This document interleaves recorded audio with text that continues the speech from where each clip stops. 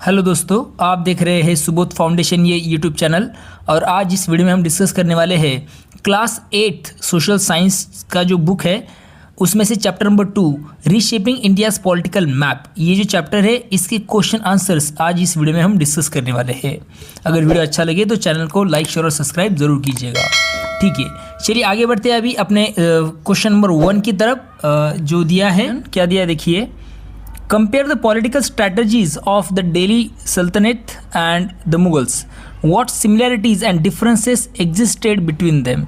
दिल्ली सल्तनत और जो मुग़ल साम्राज्य है उनकी जो पॉलिटिकल स्ट्रैटेजीज है, मीन्स राजनीतिक रणनीतियाँ, इनकी तुलना आपको यहाँ पे करनी है। और उनके बीच में क्या सिमिलरिटीज़ थी और क्या डिफरेंसेस थे उस टाइम पे आपको उसके बारे में यहाँ पे लिखना है। सिमिलरिटीज़ मीन्स समानताएँ और डिफरेंसेस मीन्स अंतर, जिसे हम कह सकते हैं। तो आप देख सकते हैं इसका आंसर आप किस तरह से लिख सकते हैं। Both the Delhi sultanate and the Mughal empire wanted to control large part of India through military conquest.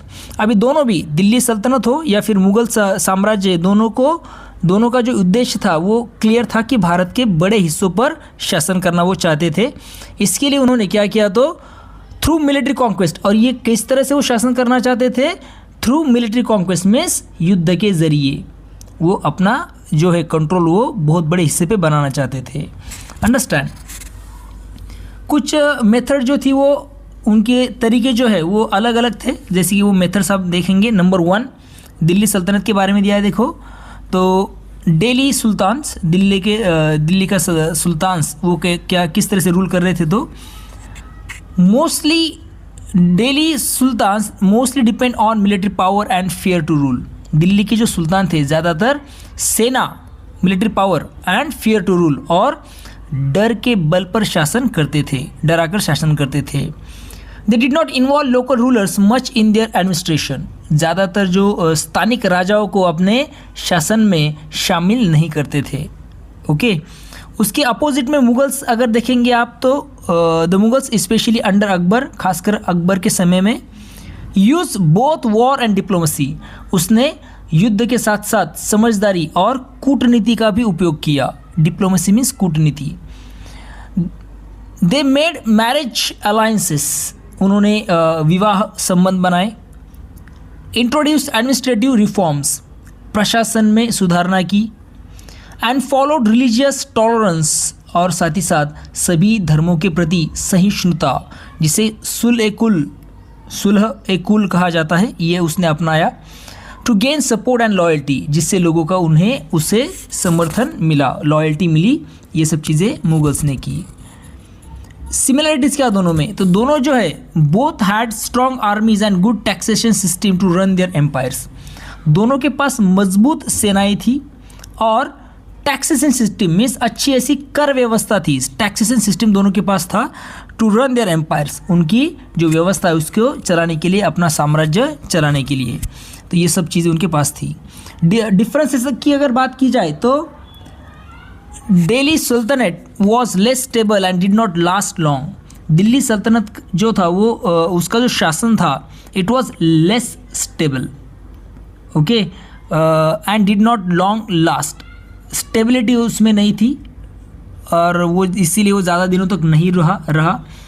While उसके अलावा the Mughal empire was more organized, centralized and lasted for a long time. Mughal जो थे वो उनका जो शासन था वो कैसा था, तो ऑर्गेनाइज मीन्स जिसे क्या बोल सकते हैं हम, एक प्रॉपरली मैनेज वो किया था। सेंट्रलाइज मीन्स सब चीज़ें जो है सेंट्रलाइज होती थी वहाँ पे, और बहुत दिनों तक मुगल एम्पायर वहाँ पे चला। ये दोनों में डिफरेंस आपको दिखाई देगा। अभी आगे देखेंगे, क्वेश्चन नंबर 2 है why did kingdoms like the Vijayanagara empire and the Ahom kingdom manage to resist conquest for a longer time compare to others. Okay, अभी ये जो विजयनगर है या फिर अहोम है, ये किंगडम, इन्होंने लंबे समय तक वो कॉन्क्वेस्ट से बच कर रहे फॉर लॉन्गर टाइम। अंडरस्टैंड, उन पर कोई विजय नहीं कर पाया बहुत लंबे समय तक। ठीक है। What geographical, military and social factors contribute to their success. कौन से ऐसे भौगोलिक, मिलिट्री में सैन्य कारण और सोशल में सामाजिक कारण हैं उनकी सक्सेस के पीछे।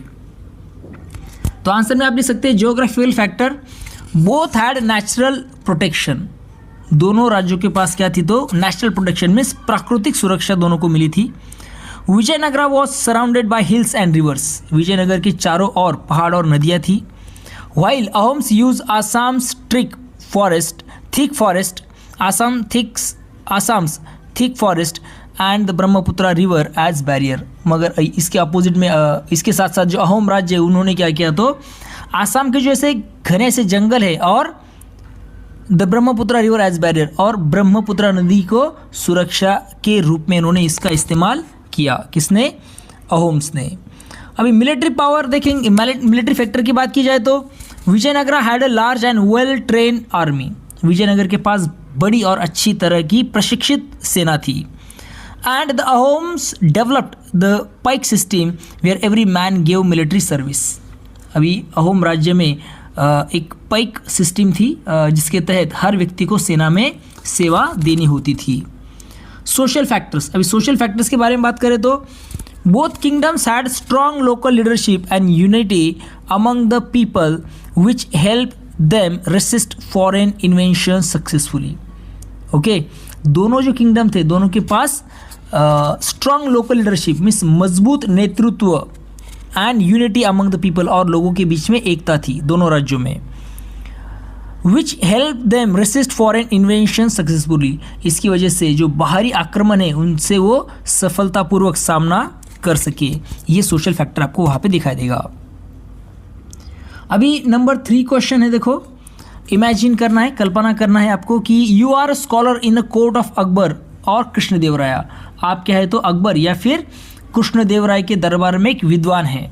ठीक है, आपको दोस्त को एक लेटर लिखना है, उसमें politics, trade, culture and society जो आपने वहाँ पे देखी है उसके बारे में आपको आपके दोस्त को बताना है लेटर लिखकर। ठीक है, तो आंसर में आप लिख सकते हैं, देखो डियर फ्रेंड, प्रिय मित्र, ग्रीटिंग, नमस्कार, I am writing to you from a land of full of learning and richness, मैं तुम्हें एक ऐसे राज्य से पत्र लिख रहा हूँ जो ज्ञान, लर्निंग मीन्स ज्ञान, और रिचनेस मीन्स समृद्धि से भरा हुआ है।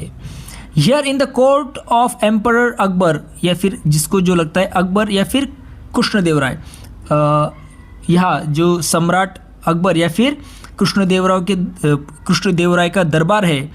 I see a time of growing wise and wisdom, दरबार के बारे में आप देख सकते हैं कि वहाँ पे विकास और बुद्धिमत्ता का एक अद्भुत ऐसा समय चल रहा है।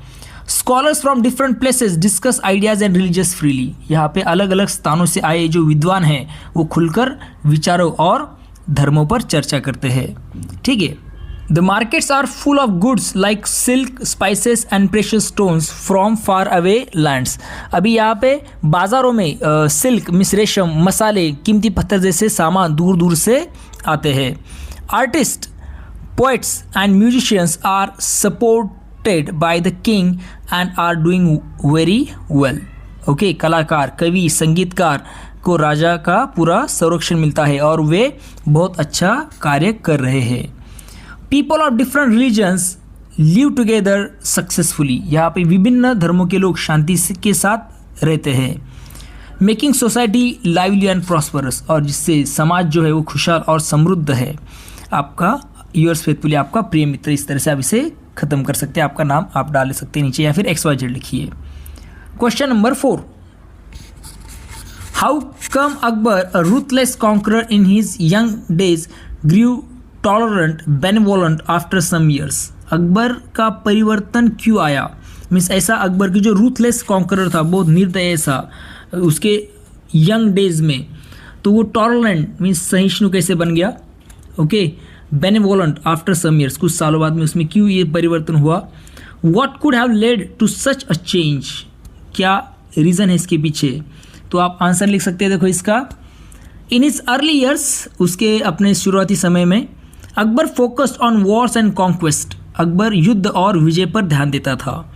But as he grew older, लेकिन बाद में उसे समझ में आया, जैसे वो बड़ा हो गया, ही अंडरस्टूड, इसे समझ में आ गया कि peace and stability can not be achieved only through covalence, उसे ये समझ में आ गया कि केवल हिंसा से शांति और स्टेबिलिटी में स्थिरता नहीं लाई जा सकती है। ठीक है, ये उसे समझ में आ गया। His interactions with scholars, saints and leaders of different religions help him gain a broader understanding. उसने अलग अलग धर्मों के जो विद्वान हैं, स्कॉलर, संत है, नेताओं से बातचीत की, जिससे उसकी जो सोच है वो ब्रॉडर मीन्स व्यापक हुई। ठीक है। He followed सुलह-ए-कुल यूनिवर्सल पीस, उसने सुलह-ए-कुल मीन्स सबके साथ शांति, यूनिवर्सल पीस, इसे उसने फॉलो किया। ओके, ये नीति उसने अपनाई। रिमूव द जिजिया टैक्स, जो जजिया टैक्स है उसे हटा दिया। ठीक है। And encourage discussions between religions, और उसने क्या किया तो धर्मों के बीच चर्चा को बढ़ावा दिया। This shows that tolerance was a better way to rule and keep unity in the empire. इससे पता चलता है कि टॉलरेंस मीन्स सहिष्णुता और समझदारी, ये जो चीज़ें हैं बेटर वे ऑफ रूल, ये क्या है तो शासक के पास होना ज़रूरी है, क्या करने के लिए, ज़्यादा सफल होने के लिए। ओके, ये हम उसे देख सकते हैं। क्वेश्चन नंबर 5 है, आगे बढ़ रहे हैं अपन। What might have happen if the Vijayanagara empire had won the battle of Talikota. अगर विजयनगर साम्राज्य तालीकोटा का युद्ध जीत गया होता तो क्या होता। Imagine and describe how it could have change the political and cultural history of south India. आपको क्या करना है, इमेजिन करना है और लिखना है कि जो पॉलिटिकल और कल्चरल हिस्ट्री वो साउथ इंडिया की वो किस तरह से चेंज होती। ओके, विजयनगर एम्पायर अगर जो तालीकोटा का जो युद्ध है वो जीत जाता तो आंसर में आप लिख सकते हैं, देखो, if Vijayanagara had won the battle of Talikota in 1565 CE, अगर विजयनगर साम्राज्य 1565 में लड़ा गया तालीकोटा का जो बैटल है अगर वो जीत जाता तो it might have remain a powerful empire in south India for many more years. तो दक्षिण भारत में कई और वर्षों तक एक शक्तिशाली साम्राज्य बना रह सकता था। Its capital Hampi could have continued as an important centre of trade, art and learning. इसकी जो राजधानी है हम्पी, ये व्यापार, कला और शिक्षा का एक महत्वपूर्ण ऐसा केंद्र बनी रहती। ठीक है। The Deccan sultanates might have become weaker and other kingdoms could have grown under Vijayanagara's protection. This could have led to a longer period of cultural and architectural development in South India.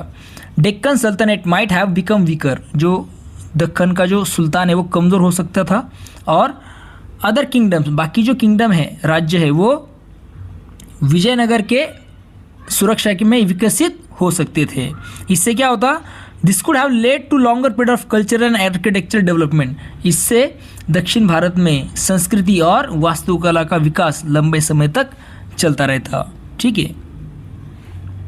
Question number 6 की तरफ बढ़ रहे हैं हम। Many values promoted by early Sikhism including equality, सेवा and justice. ये कुछ values है, मूल्य है जो सिखिज्म प्रमोट करता है। उसमें है इक्वालिटी, समानता, सेवा और जस्टिस। ओके, जो आज भी आपको दिखाई देंगे। कोई भी एक वैल्यू आपको पकड़ना है और डिस्कस करना है कि how it remain relevant in contemporary society, आज उसका क्या महत्व है ये आपको बताना है। ठीक है। तो सिख वैल्यू जो है जिसमें है सेवा, सेल्फलेस सर्विस, निस्वार्थ सेवा, रिमेन हाईली रिलेवेंट टुडे, ये आज भी बहुत ऐसा महत्वपूर्ण ऐसा ये मूल्य है सिख धर्म का। ठीक है। It inspires people to help others without expecting rewards, seen in community kitchens, langars. ये लोगों को it inspires people to help others without expecting rewards. ये लोगों को बिना किसी इनाम के लोगों को, दूसरों को मदद करने के लिए प्रेरित करता है। तो आप ये देख सकते हैं उनके कम्युनिटी जो किचन है, स्वयं सेवा कार्य जहाँ पे होता है, जहाँ पे लंगर लगता है, डिज़ास्टर रिलीफ, आपदा में वो सहायता करते हैं। वॉलंटियर सर्विस, स्वयं सेवा कार्य में भी वो दिखाई देता है उनका सेवा, ये जो भाव है, ये जो मूल्य है सिखिज्म का। In a world facing inequality and division, seva promotes unity, compassion and humility. आज के समय में जब समाज में असमानता और विभाजन है तो सेवा जो है वो प्रमोट्स यूनिटी मीन्स एकता, कंपैशन मीन्स दया और ह्यूमैनिटी मीन्स मानवता को वो बढ़ावा देती है। लास्ट वाला क्वेश्चन है, देखो, imagine you are a trader in a port city. आपको ऐसा इमेजिन करना है कि यू आर अ ट्रेडर, आप व्यापारी है एक पोर्ट सिटी में। पोर्ट मीन्स जो बंदरगाह का शहर है वहाँ पे, जैसे कि सूरत, कालीकत या फिर Hooghly. Describe the scene you see as regards goods people you trade with, movement of ships. आपको क्या करना है, तो एक सीन आपको वहाँ पे लिखना है कि किस तरह से गुड्स वहाँ पे जा रहे आ जा रहे हैं, पीपल कैसे ट्रेड कर रहे हैं और मूवमेंट कैसे हो रही है शिप की, इसके बारे में। ठीक है, आंसर बहुत इजी लिख सकते हैं आप, जैसे कि कलकत्ता का ट्रेडर आप खुद को कंसिडर कीजिए as a trader of Calicut. The port is always full of activity. Calicut का जो एक व्यापारी के रूप में आप यहाँ पे देखेंगे कि जो बंदरगाह है, पोर्ट है, वो हमेशा क्या है, तो फुल ऑफ एक्टिविटीज़ मीन्स हमेशा गतिविधियों से भरा रहता है। Ships from Arabia, Persia, south east Asia come with goods like silk, horses, perfume. जो शिप्स है कहाँ से आ रहे हैं, वो अरेबिया, पर्शिया और साउथ ईस्ट से आ रहे हैं, तो वो क्या साथ में ला रहे हैं, तो सिल्क, हॉर्सेस और परफ्यूम वो सामान लाते हैं, रेशम घोड़े और perfume, you all know that. Indian traders sell spices, textiles and precious stones. और यहाँ से भारतीय व्यापारी मसाले, कपड़े और कीमती पत्थर बेचते हैं। The air smells of paper and cinnamon and sellers speak in many different languages. यहाँ की हवा में क्या है, तो मिर्च, पेपर और सिनेमॉन मीन्स दालचीनी की खुशबू रहती है, और नाविक जो है यहाँ के सेलर्स वो अलग अलग भाषाओं में बात करते हैं। Number 4, the docks are busy with workers loading goods and markets full of wealth making the city an important centre of trade. अब ये जो बंदरगाह यहाँ पर मजबूत ऐसा सामान लोड करने में वो व्यस्त रहते हैं, वर्कर्स लोडिंग करने में व्यस्त है सामान, और the market are full of wealth, और जो बाज़ार है वो बहुत समृद्ध दिखाई देता है। Making the city an important centre of trade, जिससे यह शहर व्यापार का एक महत्वपूर्ण केंद्र बनता है। यहाँ पे आप सिटी का नाम बदल कर भी ऐसी सब चीज़ें लिख सकते हैं। ओके, आई होप आपको आज का जो हमारा वीडियो है वो पसंद आ गया है। अगर आपकी कोई सूचना या फिर आपके कोई क्वेश्चन है तो कमेंट सेक्शन में ज़रूर बताइएगा।